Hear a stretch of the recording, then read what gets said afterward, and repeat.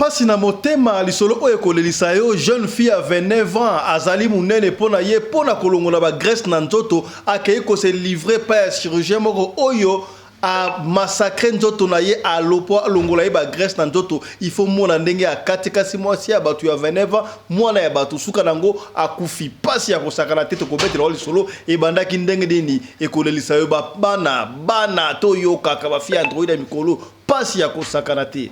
Tu ne la mets pas au centre de santé, tu la gardes chez toi. Et quand je te dis d'aller au centre de santé, tu me dis qu'elle est morte. Donc tu es parti de chez toi le matin.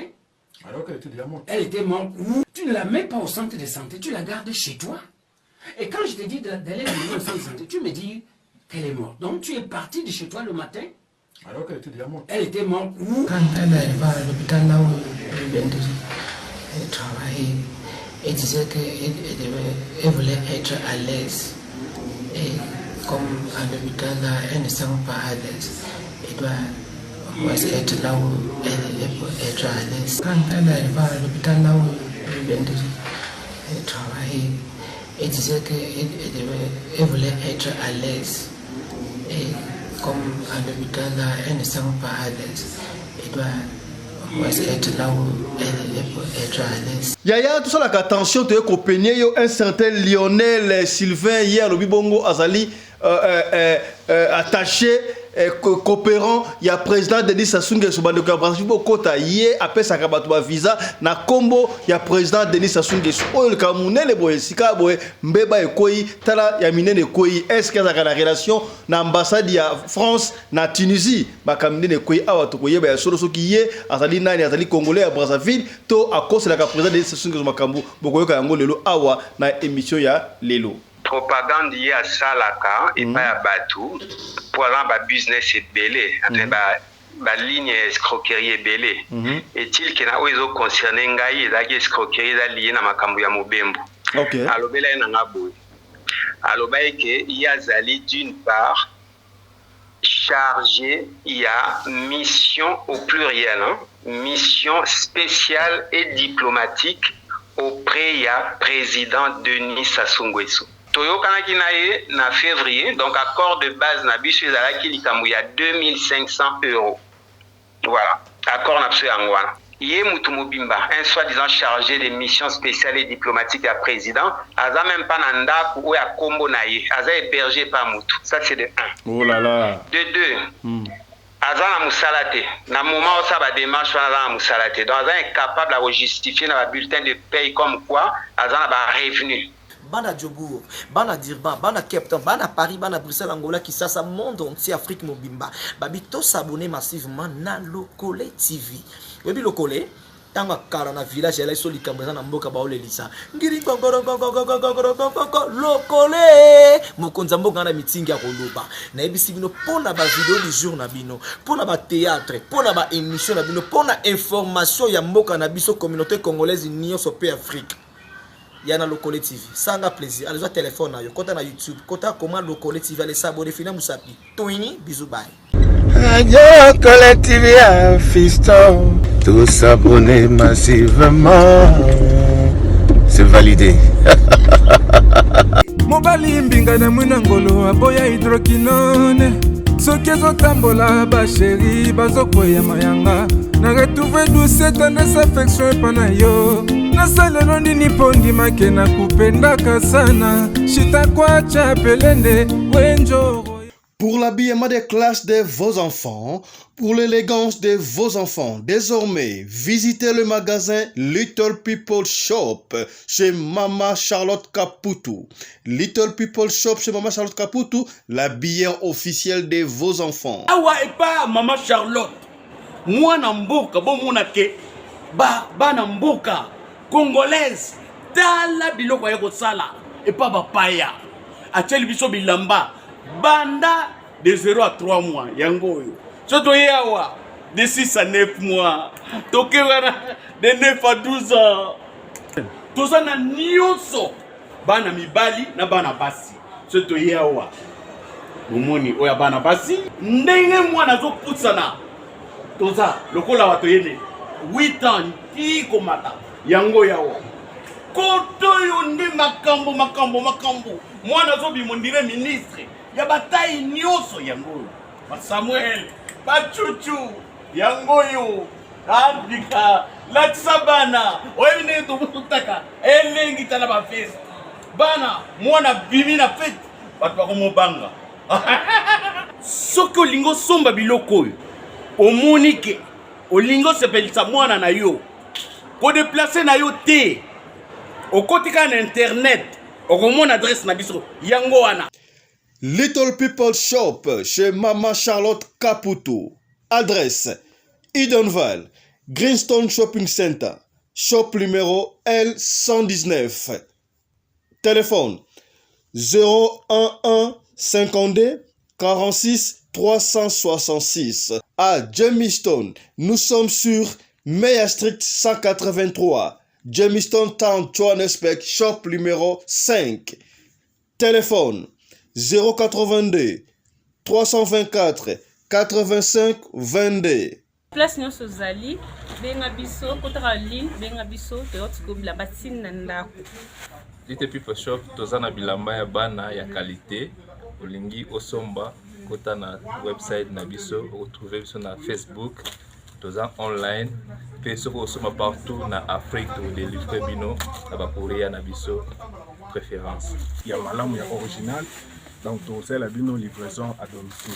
Little People Shop met à votre disposition l'achat en ligne. Allez sur Tekelote, tapez Little People Shop.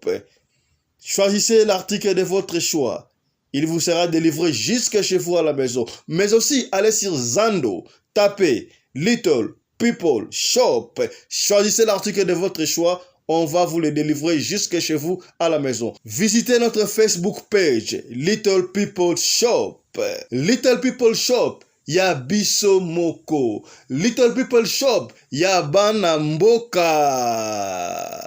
Mbote na bino bandeko balandi ya radio loko télévision bisika nyos tu bozwami. Merci na confiance pe fidélité bopesaka na programme oyo radio lokole masolo et pa wapi tokuta na kapona ko beta masolo ya makambo zali koleka bongo na communauté na biso africaine en général mingi ya biso batu ya mangala ya makambo ikoya ko sakarate jeune fille akei ko se livrer en cobaye et pas un faux chirurgien akata nzoto alongola eba Grèce akufi na chambre pasi ya kosakarate aisaki ba parents na ye azoko ya akibaka ba université bana chef boko yoka tala pasi ko koma sikabwe jeune fille akufi bakangi soi-disant docteur chirurgien oyo ya to kobeto le soya sima kasi yambo to continuer wana tika toyo kana no lisolo oyo pesi pasi ya kosakarate ndeko moko alobi en fait comment na ye Sylvain, un certain Sylvain Lionel, Yalo Ibongo, Azali, pour ne pas dire un coopérant, il y a Denis Sassou Nguesso, il y a président Denis Sassou Nguesso, il y a Pesa Kabatu,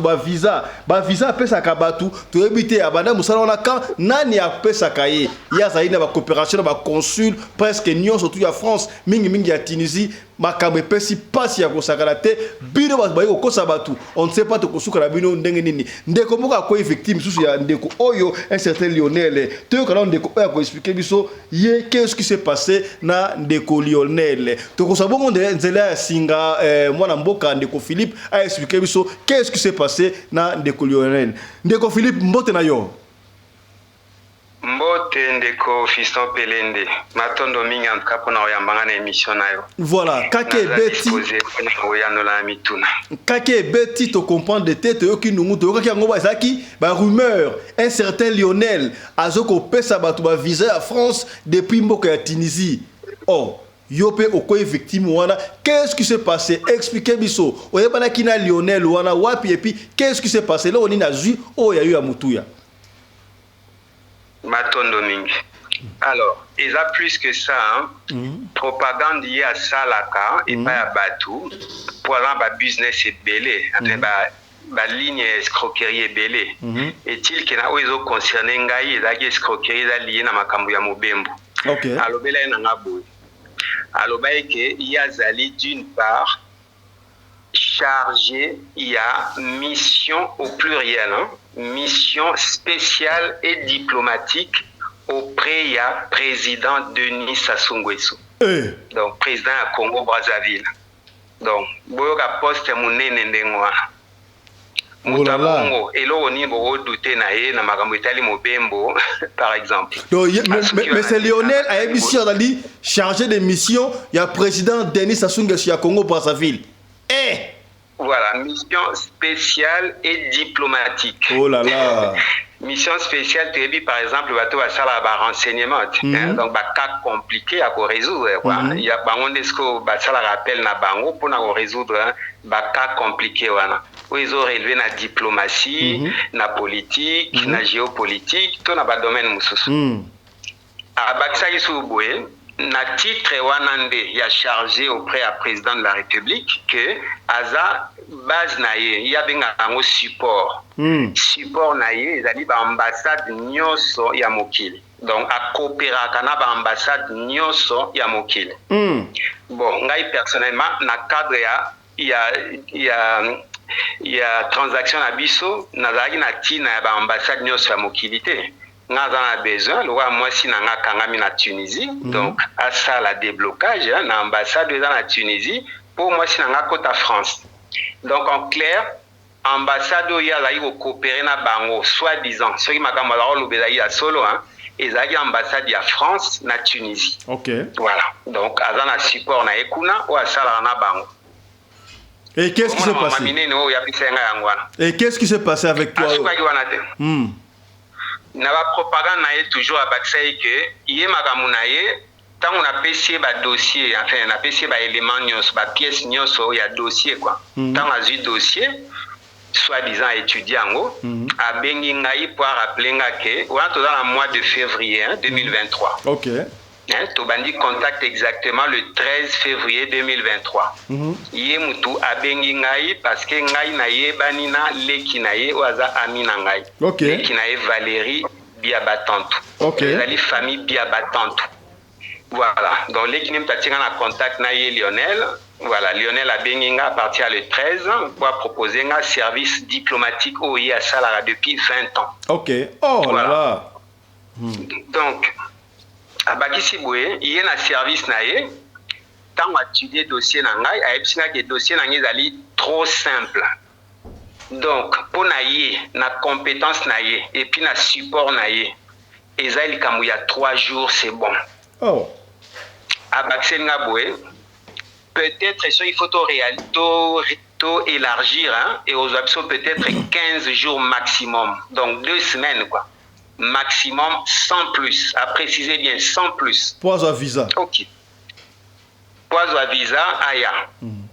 Sikoyo. Elo on est les kanaki, na motuna nayo. Elo les kanaki zalisko accord to pesanaki. Donc, tu outil le 13. À étudier le dossier, toujours sur l'entretemps, à mi-colonial, sur toujours bengana. Le 19, n'est-ce tant que tu bouclé, il y a bouclé étude à dossier, donc à pesanasco faisabilité na yango. Atalisi nanga siko ok service nae diplomatique wana ils ont consisté na nini exactement à dérouler nga yango ils ont consisté dans le fait que il y a eu engagement vis-à-vis nanga que yé moko se déplacer à quitter France pour akende na Tunisie kozwa mwasi nangai eloka liboso ya motuya yango wana eloka mibale mbongo na ofuta ye Nyo se a compris na katiwana. C'est-à-dire, la démarche administrative nyo so oye sengeli a sala. Ils a compris na katiwa frewana. Ce qui est aux réservation d'hôtel, je sais pas, attestation de prise en charge, taux attestation d'accueil, taux attestation d'hébergement, ce qui nini, nyo so, ils a compris na kati. Ceux qui ont je sais pas voyage na hier au Salag nous moi si nanga kuna na Tunisie billet na y a avion ils en a katiwana plus tard a osenga ngai nde sikoyo nazwa billet à moi si nanga en charge na ndima kiango donc tolongola ki billet à moi si nanga na kati ya frais compris wana na ndima ko za billet à moi si nanga en charge et puis tant moi si nanga au coma na aéroport il y a Paris, il y a 3 aéroports à Paris. Il y a pour aéroport, il y a Orly. Orly, c'est comme une ville, hein? Une des villes, il y a Paris.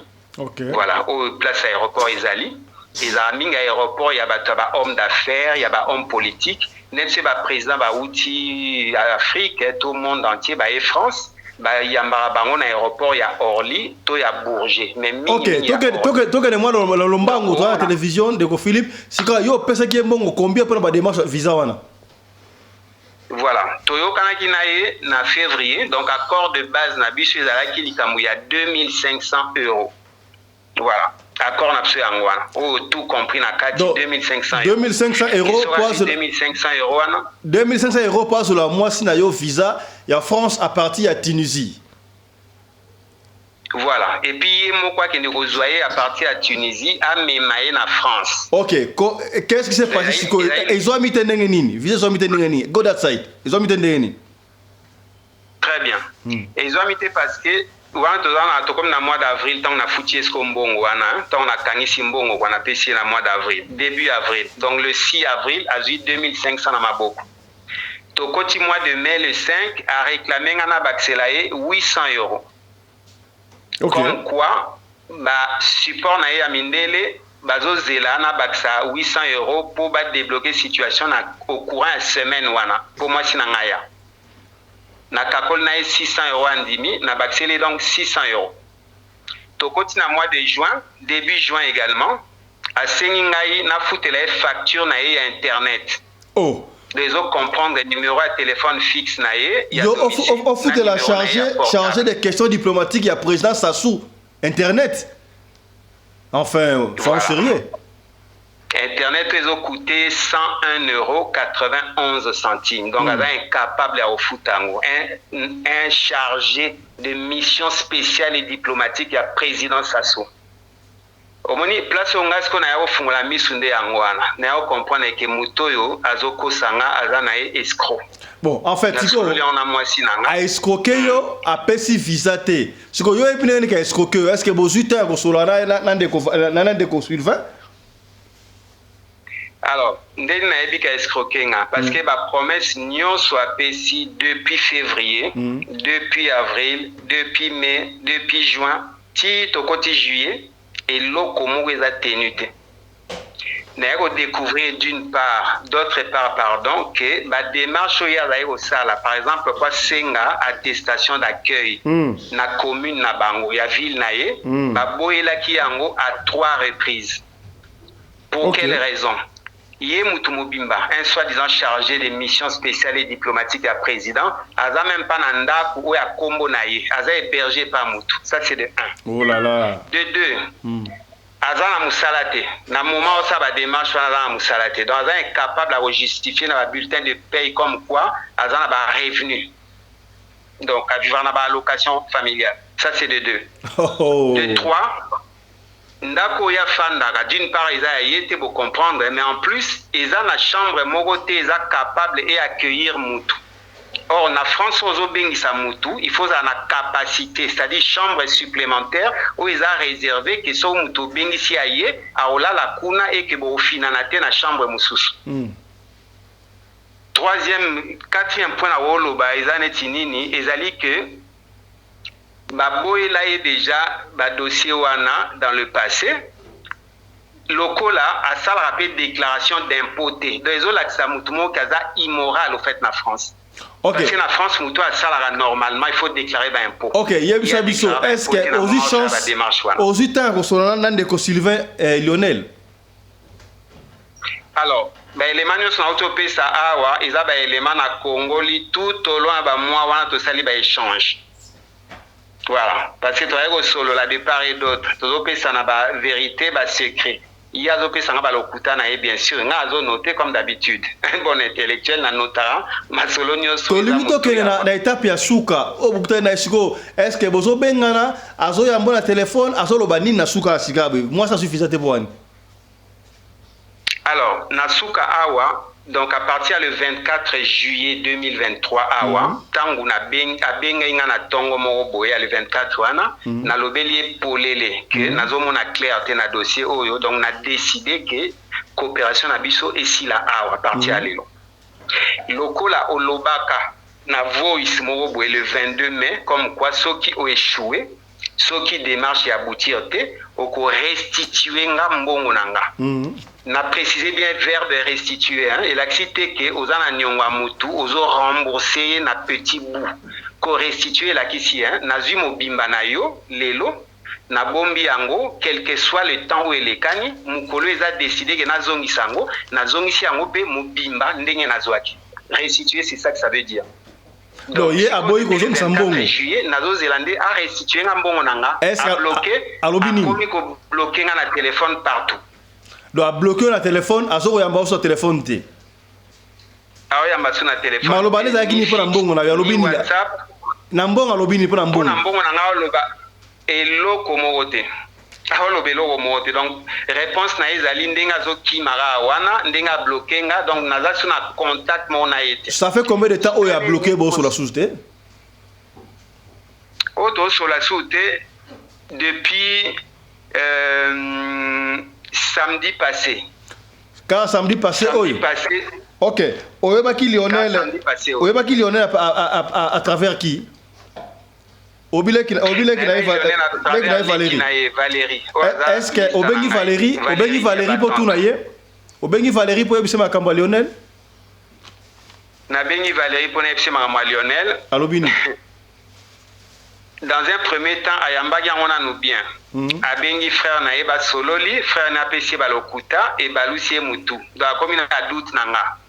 Abengi nga pour ebise nga ki makambo yo ebise nga frère nanga a contredire nyonso lobi za bongote. Nabi siko seul moyen ya oeba vérité ça simple. Proposer biso conférence à 3. Non, il y a pas de souci siko ye a bisa ki frère na ya lobi visé bimité pour nani. Qu'est-ce qui s'est passé mbongo pesa ki? Alors, siko visé bimité pour nani tokota tant tokoti na mois de mai tant ba boeli ba demande d'attestation wana ayo. Non, ye sœur na ye Valérie Osoli na ye mutape ataki en contact na Lionel alobi Sylvain Abissier visé bimité pour nani. Faut te pas na yo. Voilà. Faut te pas na pour nani. Parce que asenga kingai na sala réservation d'hôtel ya moi sinanga et puis na sala demande ya prise en charge à moi sinanga ngai na boyaki. Ce qui est vrai, mais dans le contexte, il y a des belango, ils ont pour se couvrir. Alors, contexte en nini. Dans le mois de mai, il demande. Non, dans le mois de juin, pardon. Dans le mois de juin, il demande. Que dans la réservation d'hôtel, il y a moi, si pour 15 jours, tant on a calculé, il y a 1000 euros, 1500 euros et quelques. Ok. Et puis, demande la prise en charge. Na bengi, na epsi Lionel Sylvain. Mbongo oyo zui pa na ngai ndenge toyokanaki na février ezali tout compris donc ba démarche nyonso esengeli kosala na cadre ya projet oyo eza na kati ya mbongo wana donc tokoma eza na 3200 euros na moment wana na bi donc il est hors de question osenga ngai isusu na bakisa mbongo ce n'est pas normal donc naza d'accord tia osala la prise en charge ya mwasi na ngai ngamoko naza d'accord tia osala la réservation hôtel na mbongo na ngai moko. Est-ce que Lionel ça veut dire que Lionel azoki te osala mwasi na yo na Tunisie? Abana solana mwasi na nga différence ba dossier la nini na pesa ki couloir solana mwasi na nga makambo etali stratégie c'est-à-dire mwasi na bana ozele pa na ye hein Lionel abengi alobi bongama po na date boye na zoya ozwa yo poto ya France c'était tout mais na Isaïla qui est clair makambo etali finance ko embrouiller mwasi na nga te po ngande nazo financer tout. OK mwasi na nga ko embrouiller makambo Lionel ayebio solana stratégie Lionel ayebio la kombo nini? Mwasi na nga Lionel ayebio na kombo nini? Lionel ayebi nga na kombo ya Philippe ayebi nga pe na kombo ya sobriquet na nga Pipo la musique mais akata yango Pipo hein yango oyoka mbingi na ba voice ba obenga nga Pipo des fois azobenga nga Philippe nyonso wana ndima yango eza ba appellation na ngai. OK ndeko Philippe na nga baptême tozo Philippe sobriquet na nga Pipo to Pipo la musique tozongela aussi to pela moi quelque temps. OK to me kana ko joindre ndeko na biso mususu. OK ça va. Voilà, je crois que vous comprenez que Philippe, parce qu'un certain Lionel Sylvain, voilà, là-bas, qui a changé d'émission spéciale, il y a présent Denis Sassou Nguesso, ça peut ça qui est mbongo ya visa pour la moisi na ye aya finalement makambo oyo on ne sait pas to komela ngo wapi to bengala nu to est-ce que makambo on de kalobi c'est vrai ou c'est faux et ndeba lo en anglais we gonna take it from there kombo ya de kombo lo bi kombo na nani Lionel Sylvain. Dans chaque fois la rémission ensemble le numéro à Lionel Yango yo benga payé numéro à Lionel Zali plus 33 64 41 91 437 to bobenga épée ensemble na biso to meka pe ko benga siko awo boye Lionel Sylvain tout à soka oyamba biso. Voilà, Lionel Sylvain de Tomonier aza na ligne aza bis aza occupé na ligne tobenga sika boyenani mutu oyo ataki bango contact Madame Valérie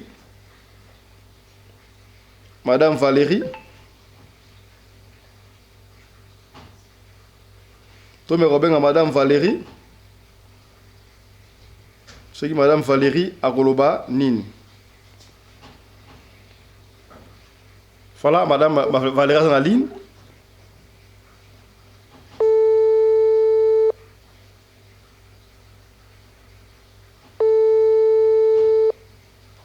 Voilà, on va trouver Madame Valérie. Je ne sais pas ce que Madame Valérie a Royamba. Tant Royamba a expliqué qu'est-ce qui se passe là pour notre yéba.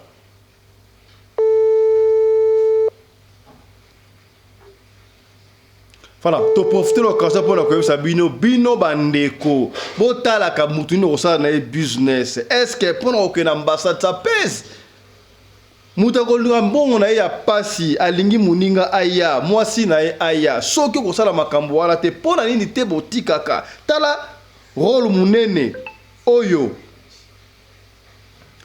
Papa oya joue un certain Sylvain Lionel a donc chargé des questions diplomatiques à présent Sassou Nguesso. Bande quoi après ça vous allez est-ce que vous bien bon comme ça makambo oyo tina présidence voilà comment est-ce que ba o salir comme ya président Sassou Kakaboye vraiment tabino moko. Oui, ça peut être vrai ou ça peut être faux mais to connais la vérité kaka soki ya yambi yemoko. Voilà. To bengana nous ndeko na Tunisie. Ce qui m'a lobé souka basola ki nini ye na Lionel. Voilà, to robenga ndeko Fifi. Ndeko Fifi nde azali bongo na Tunisie, ndeko Fifi azali voilà, ndeko Fifi je crois azali moi si oyo fallait que basala ba démarche na partir ya Tunisie. Maman Fifi, bonsoir. Bonsoir papa Fiston Pelenge. Voilà, maman, il y a un certain Lionel Sylvain. Oui, bien. Oui, bien. En fait, bien parce que mon ben a checké en contact à partir il y a en fait il y a ma démarche, il y a voyage pour yende à qui mobile nangai que non azali oui, OK, voilà to yebi mokole suka bosola gina zayi mkonini bosola ile jour suka nini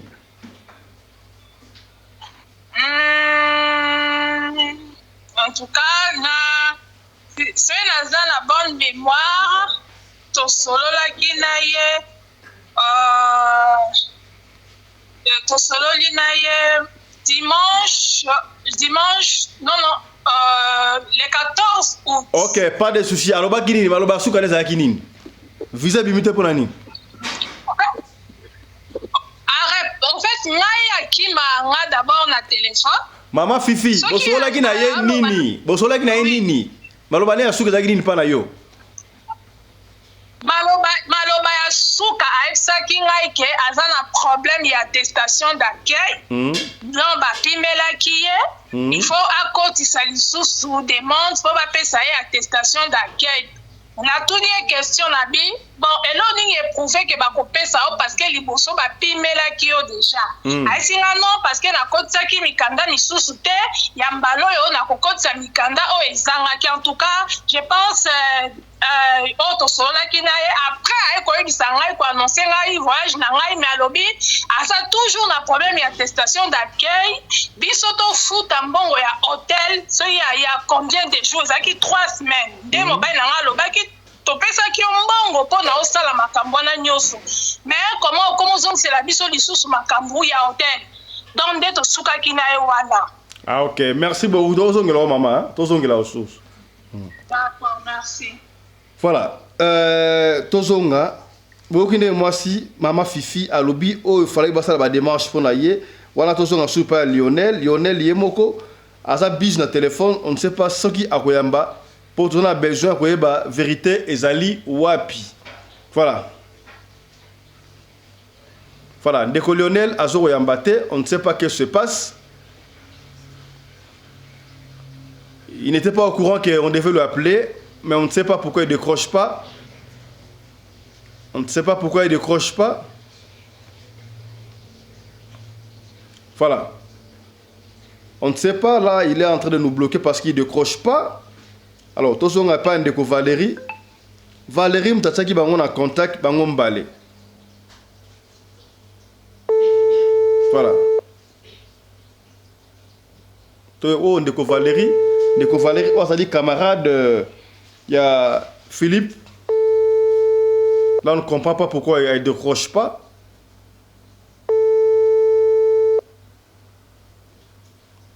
Peut-être qu'il y a un numéro à Radio Locole. Alors, il y a un Radio Locole et elle refuse de décrocher. Là, on ne sait pas. Voilà, à son carte à téléphone. On ne sait pas ce qui se passe. Est-ce que vous les avez signalé que trop bien à Bango, on ne sait pas. Voilà, là, on est bloqué. Bazo Yambate. On ne sait pas, dans son gagnant de Philippe. Voilà. Voilà, Ndeko Pipo. Tosolina, madame, a expliqué biso que Lionel a essayé que Azofel a échoué pour la prise en charge et consort et pas la prise en charge mais tu essayé que benga d'abord tu benga qui Lionel azalaki occupé bis et to benga deuxième fois azo koninga koyambate to bengi camarade na yo Valérie azo koninga koyambate. Est-ce que tu as eu l'effet que ça que ba benga na Radio Locole? Pas du tout. Mais bazo yambate? Et ça normal. Bayebi ke mikolo bazo benga bango na ba mista na biso nyonso po batuna bango ne ba précision wana. Yango ba komoki ma téléphone. Donc Valérie même nangai ya komokatela nga téléphone tango nyonso azo kima ngai quoi. Donc amitié ezoke nandela robeba. Voilà. Baby quoi. Mademoiselle madame hein? Madame Valérie. Mademoiselle Valérie, yo osali camarade, il y a Philippe Pipo, yo moutocha qui est en contact entre parenthèses na grand frère na yo Lionel Valérie, o azali chargé de questions diplomatiques ya président Sassou. Émission o batala kayango tie pa la première dame ya Brazzaville. Est-ce que c'est vrai? Yebake, soki grand frère na yo azali bongote, yo pe kokoya. Donc on suppose que ezali coopération ya bino mbali. Yo ke na kosu ba client et pas il y a grand frère Nayo. Parce que si grand frère Nayo chargé des questions diplomatiques, il y a Mokondi Sassou. Asa nda koute, asa na adresse à ta côté, asa la kate, asa même incapable de fouta connexion na ya wifi. Donc tu as intérêt ya kobenga bo sorte makamwana out en anglais. Sinon mabe excusez-nous. Mabé et Kokota. Voilà. Ndeko Philippe, mais ça c'est un message pour Valérie. Oya Kolanda yo. Pesa message pe na Lionel Obolanda yo. Matondo. Valérie rebi position nanga bien. Oza ami nanga de longue date. Lionel aza grand frère na yo, donc lien à sang ezali, hein, na contesté le côté. Donc oza au milieu il y a deux personnes, je suppose importantes. Position na yo ezali très simple, hein. Yom to tchenga na contact na grand frère na yo par rapport à affaire oyo. Donc c'est normal. Alors, demande na très simple. Au monagi yo montant sali tentative au tiabiso na conférence à 3 à Kimi à 2 reprises. Et puis toutes les autres réformes mais qui au la tentative wana azo kima à chaque fois. Ngai mo peton na me karobe ngai azo kima pour preuve à katelinga téléphone depuis longtemps à bloquer ngai. Depuis dimanche à bloquer ngai. Donc demande na simple. Nazo solliciter ni yo ni ye pour autre chose que pour la restitution Yambongo Nangai. Un total exact de 3 201 € et 91 centimes. Tout ça, il va échanger belé par écrit à WhatsApp. On a suffisamment de détails, des éléments de preuve. Oyo qui sont contestation ezali na komeli bino en dernier lieu lelo que Oyo Alingi a organisé conférence à 3 ou à plusieurs nangai nazali disposé et disponible pour n'arroper ça soit par argument soit par contre-argument. J'ai tous les éléments de preuve. Il y a des échanges avec notre grand frère Lionel. Donc, nous avons une ambiguïté pour M. Lionel Sylvain Biabatantou, c'est un escroc. Donc, nous avons blabla le sous-souté, nous avons loko moko. Restitution Yambongo Nangai. 3 201 € 91 centimes. Nous avons depuis le 24 juillet 2023. Voilà. Je crois le message. Le 22 mai, comme quoi ceux qui démarchent restituer Mbongonanga immédiatement. C'est immédiatement, je l'attends depuis le 24 juillet 2023. Merci beaucoup. On en est déjà à plus de 2 semaines, rien n'est venu. Voilà, je crois. Position Nanga, et l'on a osé pas famille bien battantou. Voilà, merci beaucoup. Je crois que le message est passé. Bah, Okiyo, la suite, on va vous rappeler un peu plus tard. Hein. Matondo. Voilà, je crois que Bolandi makambo ya escroquerie oyo ezozo ascenseur au sakanate. Tout le bar à chaque fois ici quand de quoi kwei zalama yele poyo okoya te to benga Lionel o azali chargé des questions diplomatiques à présence à Suya Suka Toyoka soka goloba nini. To benga ya Suka soka goloba nini yewana ezo sonné mais il refuse ya ko décrocher. On ne sait pas pourquoi.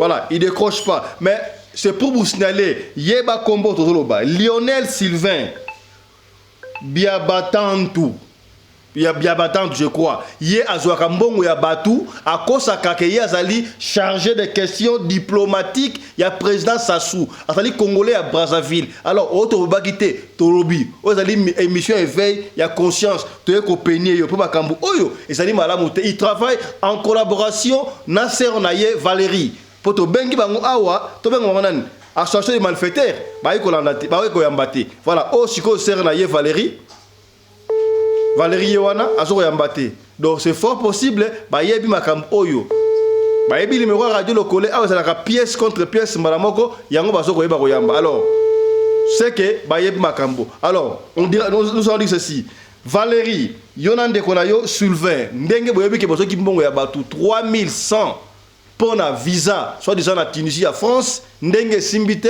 bobenga ndeko, Philippe, bosolola, alamia, avant Mabe Eya. Otoloba kite, Tolobi. Voilà, Bilenge Kititalo avec papa fiston Pelende. Tata Sadek combien depuis les États-Unis d'Amérique, je suis déjà lié. Radio Locale Télévision 2. Pour s'abonner massivement. Wana na histoire moko ya bien pour les vraiment minima leçons renseignements c'est de s'abonner au CBA. Il suffit de s'abonner, il suffit de liker, il suffit de partager. On est ensemble, il n'y a pas de souci avec papa fiston Pelende. Tata Sadek na équipe mobile eza wana kaka mpona kosepelisa biso nanga na bino toza elongo. On est ensemble, il n'y a pas de souci. Autre chose à présent. Hier, tu as dit que l'oba, tu as dit que l'oba, bande ko bali ko yokate pesinga ipasse donc tu as yo extrait. Ya tu as yo image otala yango pour ezaka pièce contre pièce. Jeune fille avait 9 ans. Na kombo ya victoire. Jeune fille au kombo na victoire.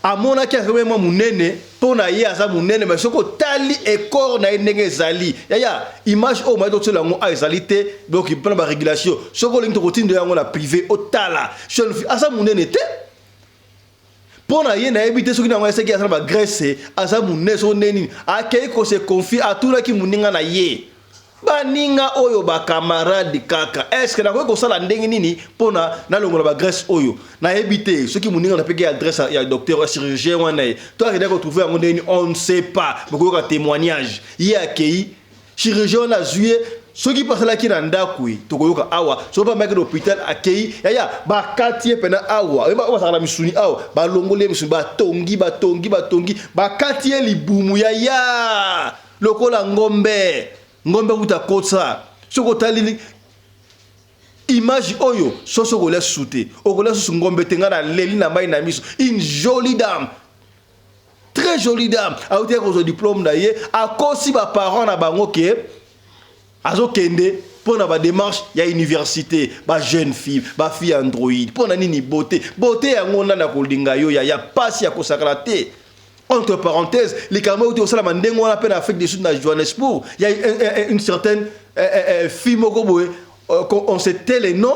Hier, à Zaki na mobile na chérie na ka de basalaka. À Zaki na taille ya bien mouké. On ne comprend pas makambango. Batu ya miké, ba olinga ba ko ba minene. Batu ya minene, ba olinga ba ko ba miké monde à l'envers. Ton di manani yaya. C'est pelande nzamba sali ondengo wana soko zali munene mibali balinga basa munene bazali soko zali mukie bal balinga basa mikie bazali yaya de coloribus and de gustibus non put disputandum les problèmes de goût et de couleur ne se discutent pas en Afrique du Sud awa ya zala ki mukie fiona très joli très bien entre parenthèses ceux qui peut copain na ye ceux qui peut bal na ye abota baka mi baye na famille yena ndeko na ye copain ya boye oyo sa oleki muketu aleki mukene yo bongo na ye olinga ki ndenge nini et pesi souci tant copain boye pa leki muke copain ke olinga sud africaine et bakata vimbo njoka copain na ye alinga ka basi ya minene wala ba bubul lokola ba big mama ake olinga fiyo ndenge wana yesu ko pesi souci comment est-ce que mbala tikinga boye ake olinga masa munene boye ndenge nini alors ngai pe tema linga mbala nga mingi la lingi mbala munene la lingi na fana ko munene ake ko so ba vitamine so kine nga pesa ke conseil ba jeune fille yo kaka nana esi so ko mela vitamine ko munene yaya jeune fille wana mela ba vitamine so ka mela ba vitamine ko pa mela papa maman surtout ba parents bo contrôler ka ba ata ba jeune fille si l'enfant est encore sur ton toit asa mwana contrôla kaye asa la mukolo asa la mwana muke kaza na sous responsabilité contre même si ake pa na ye contrôla ka c'est son devoir c'est ton fils c'est ta fille jeune fille on a meli ba comprimer so ba bon appétit so ba na meli pas comme munene abali ko vimba munene excès overdose akufa ki bakundaki do alinga ko munene pona a égalé moi si oyo mobile na ezui siko akufi ndakolanda bolingwango akufi asina desko mobile atikali na yo mobile comment sotiki moi si na yo oke kolunga ibakata vimbo soko linga ki basi ya mnene po ino banena oyo eloko nyo mo découvrir pas moi sa mnene pas moi si ya mukeza te mpasi ya kosakana te c'est comme Fiona tolo banini fi oya akufi victoire. Est-ce que mobile na ye est-ce que yo sa maboko za misuni trop libune za misuni trop yango tikala kende ko kati sa ba misuni hapo na zonga fresh ndenge nini na séparance moko oyo madilo embaki soki mobile soki comme mani na comme society on a melisa la ebana yaya tango soki mwasi na yo atala kitoko jeune fille kasi le fait à robota libeko déformé aboti na de césarienne akomi boy yo bongo na mama ya bana na yo pour mwasi wala comment bu m'accorder kasi bu m'accorder tango linga kasi ça qui accordéon te au fur et à mesure mutation ko kola alors ba peut ko changer yaya ba papa bino bongo na ba maman est-ce que bokomi ma maman bokomi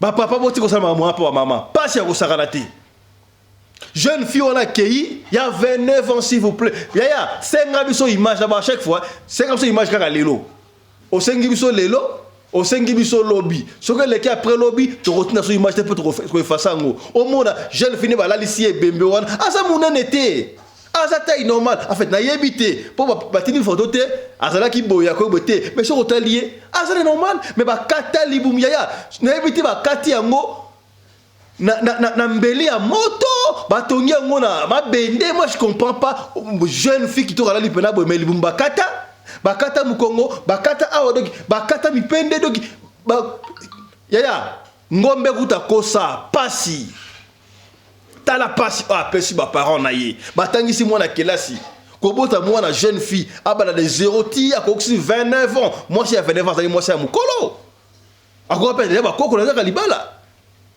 do ba parents peut-être papa peut-être c'est des programme que non moi non nga aliawa moi denta bezali awa ah, ça va payer moi $500, moi $700 pour abana moi commerce. Mais si quoi et souki dans là, moi c'est à coup pas nini en voulant qu'on se faire belle. Ya ba chérie, ba fille Android. Bina on a biso. Nana esi no ke ba linga ba fille ça va chirurgie. Siko, toi supposé que attaque au chirurgien ngo et simba kinango. Siko yo comme ba cicatrice ndengwa nana Rolanda osus. Est-ce que bokomi? Non, on s'est rappelé, je crois, une année passée, camarade Namo Bena Mozambique. A Benganga Fiston, Osawapi, Tajaondi, on a porté, toi, vire, on a joué la camarade Nangam Soussou, à Soko Luka, et Sikanini Oyo, Bazouaka, comme ça, avocat Oyo, Mine, Boye, Ono Bataka, ce qui va partir là, ce qui va boum la carte, ce qui va payer, ce qui n'est et comment se ruiner, oh, Baluka, oh, non, pas ça, Nini. Est-ce que c'est possible? Est-ce que bakokata mutu bakoti sur les paix makuna basa soki na kama to te ezalaka ba yabwe kabunuko na boya na kama kambunesi na ebité o te ba siso na hôpital bo za la Cape Town bakenda na tika bakenda ba sala ba réparer mninga na ba chaye soki ba plastique na kati kudo ba te ba plastique et vimba sikobwe na yesi ba mbeba linga ndengwana nana yesi ba linga ndengwana oui nana kosa kiyo msuba linga ndengwana msuba linga ndengwana ya et moi c'est parce que na kati kuna et parce que na do suka ndengeni est-ce que bokomi ozali émission éveil à conscience ya pasi na ce koyoka pasi je sais que ba parents belé ba jeune fille belé ba sœur mingi Android nga sœur Android sœur ya swag ngade ya leo na sala ata la boti 5 bana okomona nga la saka ya hotel ba soki ndenge nini njoka ata ba soki ba chiffon soki ba biloko pemba na kati kuna yo mona ka du ya pasi to la gisa kibino fimo ko boye akene ba sala chirurgie na sima et simba te tengama et simba image wa na chaîne na biso tala pona nini Yaya, pourquoi ndenge za ba créo naturel de moi ça m'a bé ndenge za ba créo bena ndenge ça m'a bé tala siko ligoye o pesi ba parents pasi na romisela na pesa maman na okoka maman ndenge azoloba akosi ngai akeba ba université akosi bo nzoka kei ko sa chirurgie et akufa nzoka akufa d'autant pas akufa qui baki o tena ndakwe soki pa chirurgien ça baki na ndakwe soki pour l'hôpital donc il faut comprendre un peu moins bien té ngala bi to ta image on ensemble vous comprendre mais pas côté oya liwa to monter l'action comme na bien to saka ba to loba mais côté wana soko lingi image wana benga ota on a privé est-ce que bokomi landa na image. Le saviez-vous, pour se faire belle à tout prix peut tuer. C'est le cas de Prestige Victoire Kamdem.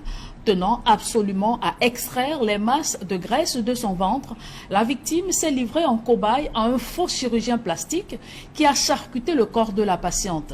C'est ainsi qu'elle a rendu l'âme à la suite de toutes ces manipulations. On voit tout cela dans ce reportage de Mama Souphone, Robert Kenyé et Vivien Tonfak.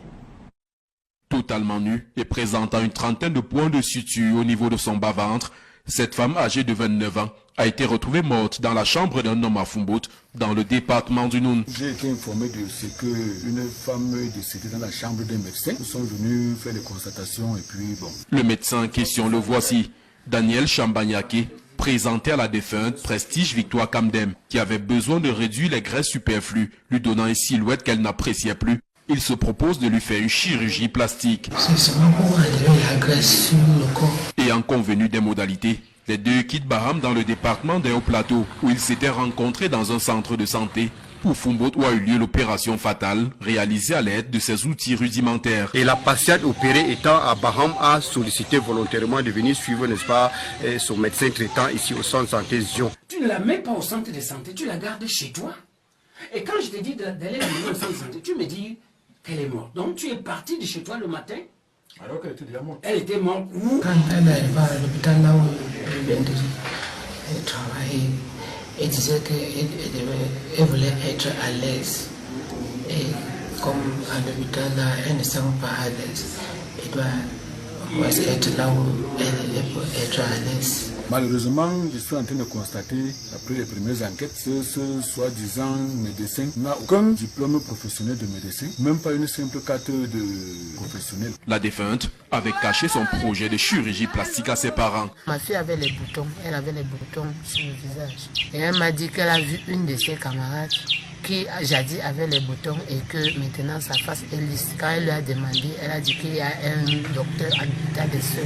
Elle est donc partie voir ce docteur. Il a commencé son traitement. J'ai vu les blessures sur ses mains. Il dit que mais d'où sont les blessures sur toi? Elle me dit qu'elle a fait l'accident à Tchang. Plus qu'avant ça, elle a passé une nuit dehors en me disant qu'elle est partie à Tchang pour chercher sa licence. Bon. Que c'est arrivé à Tchang que la moto l'a bousculé comme ça. Le chirurgien dont les qualités sont remises en cause a été mis aux arrêts, ainsi que 2 infirmières, et l'enquête ouverte par le poste de gendarmerie de la rive gauche du Noun suit son cours. La dépouille de Victoire Prestige, quant à elle, est gardée à la morgue du centre hospitalier régional de Bafoussam. Trouver la mort en voulant soigner son apparence, une tragédie que la famille de Victoire Prestige n'oubliera de sitôt. Ah, je crois Botali. Bomoni. Yaya, il faut m'aller ba kati libumu lokola ngombe. Yo soko za ker sensible po benga ngaite. Oza ker sensible ko benga ngaite po tango mo ande ba kati libumu lokola ngombe wana européen nose mo ete. Ngaku na tana monde ngwana donc na biso to rolia ngombe. Lelo pe bala mi ngombe na ndako na rolia ngombe te po pesa ngai mutu ko swa. Bongo te. Pasi ya ko sakana te. Bon luka ka nini ya ko sakana te. Po lukaka nini po na kaba mona okitoko nana ebisone oza mabe to yebeke mikolo mwasi ya mabe azaka suti ya e koma rare o mona mwasi ya mabe parce que mwasi to so amisa la race la kitoko te est-ce que bokomi na kosi ba jeune fille bino bongo na biso bino bongo na ba tonton bino bongo na mibali ya mbinga sans hydroquinone le col ba fisto pe ende boye bongo na yo ata ba sele ko chirurgie ndengo ya siko ba kata kata o siko le col ngombe ndengo wana ata yo moko wana ba kati kati lokola ngombe na kati tango olati bilamba mbola wana ntuka o pena nenga lewa o pena na kolia lokola shawama tango ba ko kata forme ba mona oyo doki yango ba ko tuna yango yo obundaka libanda o to ni ba kata ba ntuto ba lemba boy pona ni faute ya yo moko est-ce que bokomi yo posala yango ya tika po mabe okota est-ce que tango mbalo alinga ki yo est-ce que yo kebiya que sa chirurgie kene ochaboy ata bino balbochaka batatu o papa fisto te nga tsala nga tato makasi te na chaka mutuki mukeka awa na kingo ya keba na basino wana o na chaka tatu ka mukeka na sima awa ya tango te tatu na sima yo la tosela mate capitule ola susute il faut tika poto mona rango tango to mona ngonini et ba ta faire Patrice soko moni mutatinga ya na libanda ndengwa tuna combien pour atali koteka est-ce que bokomi est-ce que vous commis? Vous comprenez? C'est que bien. On est ensemble, yaya. Tout ça, tout peine bien kaka. On a dit émission est fait à conscience. To pekisi mutute, mais to peine au kaka. Oyeba. Ndenge Bible le baka. J'ai mis devant vous les biens et les mal, mais je vous conseille de choisir quoi? Les biens. Est-ce que vous commis? Est-ce que vous commis? Tala mwana onenga kufika raboy.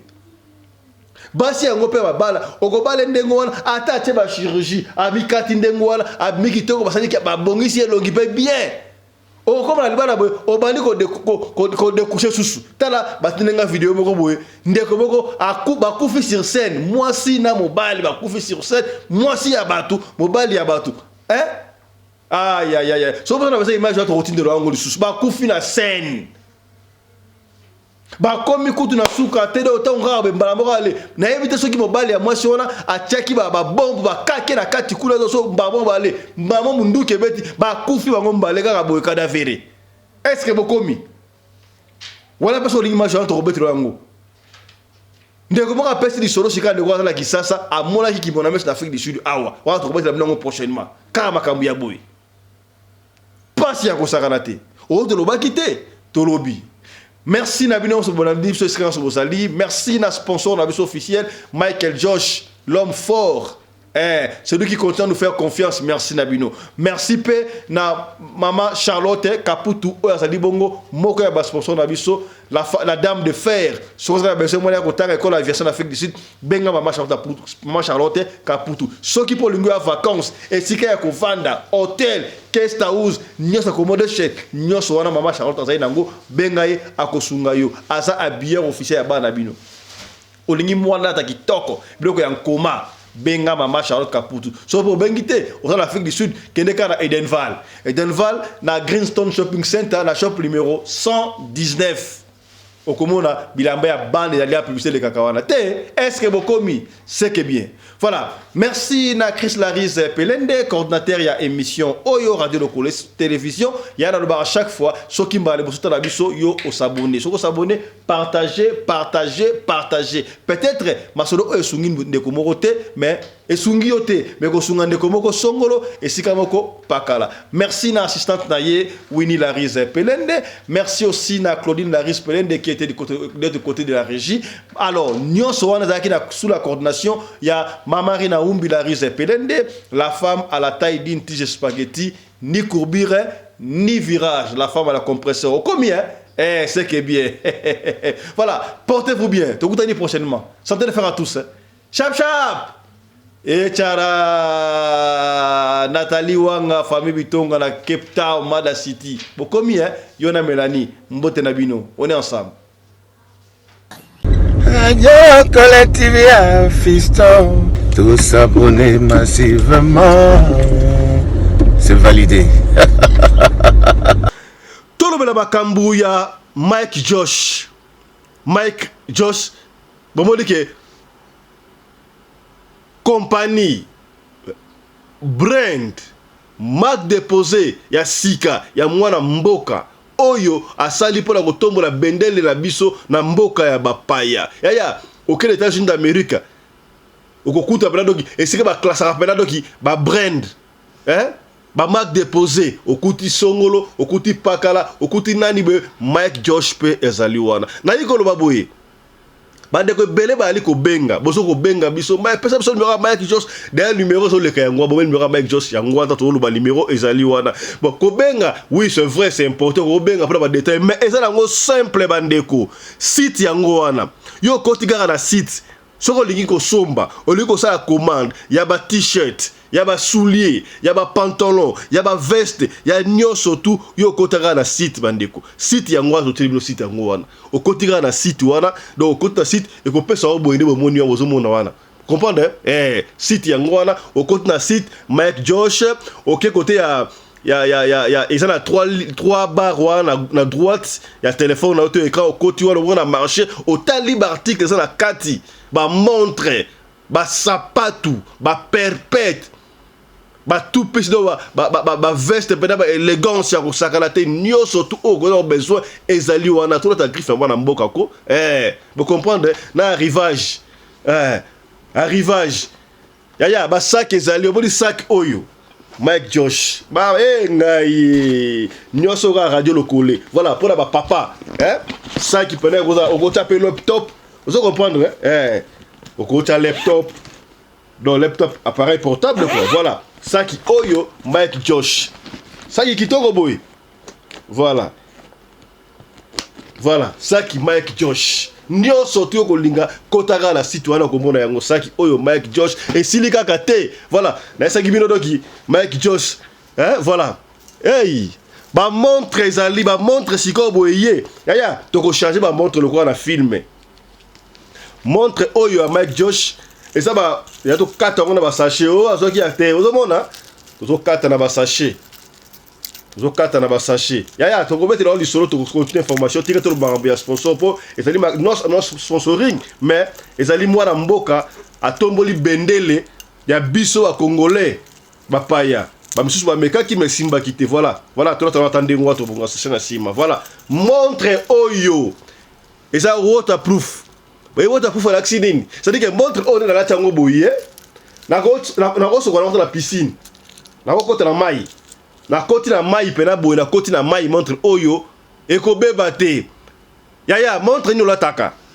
soki ezalaki ya griffe ya mundele ya étranger ne mbangu o griffe wana ye soki nini soki songolo paka te ya Mike Josh ya mwana mboka montre oyo na kodina na mai na sokolo na piscine mpo kaka toza na hiver hein so toye na été bobwenga na plonger na piscine na action moni montre pene yango oyo eza ebele ya kota na site wana kota na site commander soki o comprendre te benga Mike Josh numéro yango wana obengi ya ko benga ete pona osenga musala epesi passe rapidement bande ko so le numéro to benga ka bandi pona makambo benga makambo sute benga ka pona oyeba ko sala commande na yo pona commande obengi pona commande so comprendre te so possibilité de comprendre ezali so ko na site o komona nyonso tout ezali noir sur blanc bande ko ya na ba lunette Mike Josh comment dire comprendre est-ce que vous comprenez Linette Mike Josh ya nyonso tout osalango besoin ya ko data ezali na Mike Josh atayo moko to supporter te ya biso na bango différence yena c'est pas la ba défilé de mode ba musicien bozali wapi ya nzambe to ya mokili ba pasteur benga Mike Josh soko zuete benga biso na radio loko to ko lakisa o ndenge nini yo benga kobenga yango te pona ozwa ofele na talu mukie kota na site sala commande ba mission so zakala kisasa sala commande to sala wapi sala commande kota na site wa to telio site yango wana kota na site tala ba article nyonso tout et puis sala commande na ligne okozwa bandoko oyo déjà basala commande basi ba juju ya bango déjà ba ko témoigner pe awa ya to na ma précision mo mukie pona ba kamu etali ba Super Wax hollandais. Na ça gibino Mike Josh. Oyo azali bongo sponsor na biso na radio de télévision. Azalaka bongo na actionnaire. Moko ya actionnaire na Visco. Baby Visco te. Visco ezali compagnie oyo salaka ba wax hollandais salaka na Hollande. Yemoko Mike Josh asa na États-Unis mais asa actionnaire problème te. Alors, bande ko babenga ki ebele, bande comme ça personne qui commande, on a ça na besoin il y a 10 pièces, on a besoin il y a 15 pièces. Et ça la maboye. Boye ba ke ete ka na prix de gros. Alors prix de gros on a pour na Mike Josh ateke la yango ba ko ya ko tikela yango tina ndako na to na boutique na adresse au go pesa. Et sengeli na yo osko kuza 50 pièces seulement. Bazo banda côté qu'à partir à 50 pièces seulement. Et ça quantité moko industrielle pour prix à mukie wana batie et ça pour na baso mango. Soki osala moyen ko so mango te bandeko.